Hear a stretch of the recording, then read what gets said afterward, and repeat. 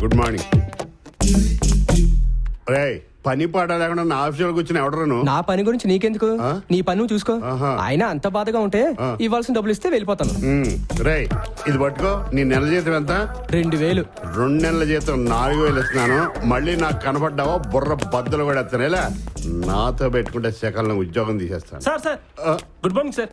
ఎప్పుడొచ్చావు? పొద్దున్నే వచ్చి కూర్చున్నాను సార్. పని పాట లేకుండా కూర్చోవడానిక మిమ్మల్ని పనిలో పెట్టుకుంటా? రెస్ట్ తీసుకోవడానికి ఇదేమన్నా టీటీడీ గెస్ట్ హౌసా? ఏం జరిగింది సార్? ఆడెవడో ఇక్కడ కూర్చున్నాడు, నేను వచ్చినా కానీ లేవలేదు. పైగా నువ్వు ఎవడని నన్ను ఆడా అడుగుతాడా? టీ కొట్టాడు సార్. అమ్మమ్మని ఏం సార్ టీ కొట్టాడా? ఏమైనా ఫీల్ అవుతున్నారు వాడిని తిట్టారని? తిట్టినందుకు ఫీల్ అవటం లేదు. వాడు మన స్టాఫ్ అనుకుని 2 నెలల జీతం అడ్వాన్స్ గా ఇచ్చేసి పంపించేశాను. నా సూట్ కేసేది అడిగిచ్చుంటారు సార్. నీకు నవ్వులాటగా ఉందా? ఇప్పుడు నువ్వు ఆ సూట్ కేసు ఆ 4000 తేలేదనుకో, నీ జీతం కట్టు, నీ లైఫ్ పట్టు. ఎలా? అమ్మోడి అమ్మ వీడి మధ్య మధ్యతో చచ్చిపోతున్నాడు రా బాబు.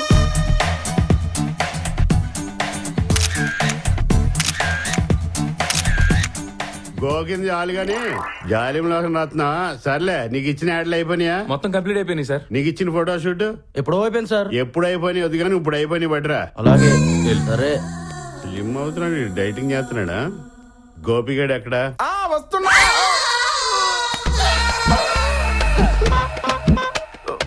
ఇప్పుడే పిల్లలు అమ్మక్కడు మాడ.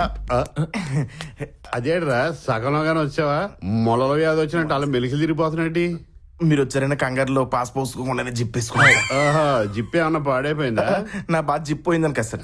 జిప్ వల్ల జీవితం పోతుందేమో అని. చూసావా, చిన్న జిప్పు జీవితాన్ని మార్చేద్ది. ఎందుకే శివ ఎక్కడ? మీరు వెనక్కి తిరిగితే మీ ముందే ఉంటాడు సార్. Morning sir. ఓ శివ వచ్చావా? మన యాడ్ సంగతి ఏం చేసావు? నువ్వే బెస్ట్ యాడ్ డైరెక్టర్ కావాలి, మన కంపెనీకి మంచి పేరు తీసుకురావాలి. యాడ్స్ మంచి పేరే కదండి. నిర్మల దాన్ని వదిలేసాను, ఇంకో దాని పేరు పెడదాను. ఇప్పుడే 10-15 పిల్లల కన్నా ఊరపందిలో ఉంటాడు కదా సార్. కరెక్ట్, నీది అదే ఫీలింగ్. శివాన్ని చూసి నేర్చుకోండి ఎదవల్లారా. మేధావులారా అన్నది థ్యాంక్స్ అండి. నీకు అలైన పడిందా? నీకు ఇంతకాలం కొవ్వే ఉందనుకున్నాను, చెవుడు కూడా ఉందా? ఏ అదావా? మరి నేను నువ్వు తలక మాసిన ఎదవే. ఏంటి సార్ తలకు మాసం ఏదంటారు? పొద్దున్నే ఫ్రెష్ గా తలస్నానం చేసేస్తే. నీకు అలవాటు కూడా ఉందండి. ఇంతకీ ఏం సబ్బు వాడతావు? ఐశ్వర్యరాయ్ వాడుతుంది లక్స్. అది మరి మీరేం వాడతారు? నేను ఇంకొకళ్ళు వాడింది వాడలే. సార్ సార్ సార్, మీరు వెళ్ళండి సార్, నేను మాట్లాడతాను. ఆడితో పెట్టుకుంటారేంటి సార్? సరేలే, ఈ అమ్మాయితో పెట్టు. ఏంటి మీటింగ్ పెట్టారు? అవిశ్వాస తీర్మానమా? ఈ గజనీగాడు ఇక్కడేం చేస్తున్నాడు? ఏంటి నీ పేరు? కవిత. నీ పేరేం పేరు? ధనలక్ష్మి. మనకి ధనలక్ష్మి రావాలంటే అలా చేతులు కట్టుకుంటే రాదు. ఆ ర్యాక్ లో ఉన్న 4 చీరలు తీసి విప్పి గొట్టగా వేయి. ఎందుకు సార్? చీర కట్టుకోవడమే కాదు, ఎప్పుడో కూడా నేర్చుకో. నీ చీర కాదు, ఆ ర్యాక్ లో ఉన్న చీరలు విప్పి ఇక్కడ వేసామనుకో, వచ్చిన కస్టమర్లకు ఒక రకమైన బిల్డప్ అన్నమాట. అర్థమైంది కదా? రే బాయ్, ఎక్కడరా నువ్వు? నిన్నే లిఫ్ట్ తుడవడానికి గుడ్డ కోసం వెతుకుతున్నా. గుడ్డ ఎందుకు? ఏ బెనారస్ గద్వాలు చేరుతాను తుడు. వద్దులేండి, అంత కాస్ట్లీ చీర ఎందుకు? మరి ఏమేంటి తుడుతావు? కర్చీప్ తో తుడుస్తా. ఎలక తెచ్చిన వాసన అది. గోసి గుడ్డ కింద వాడుతున్నావేంటి? ఉతికించు. దీంతో తుడిచావనుకో కస్టమర్లు రారు. ఓ పని చేయి. ఏంటి?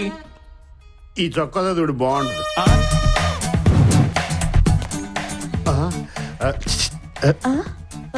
ఏంటి సార్? ఆ కిటికీ ముయ్యి. కిటికీయా? కిటికీ అంటే కొంపలో కిటికీ కాదు, కొంప ముంచే కిటికీ. పోండి సార్. ఏంటి సొంత పేళ్ళ చీపుడిని అంటే?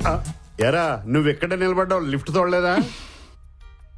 ఆ అమ్మాయి ఎవరో నీకు తెలుసా? నాకు తెలియదురా. ఏ నీకు తెలుసా? నా సేల్స్ గర్ల్. నువ్వెవరువే?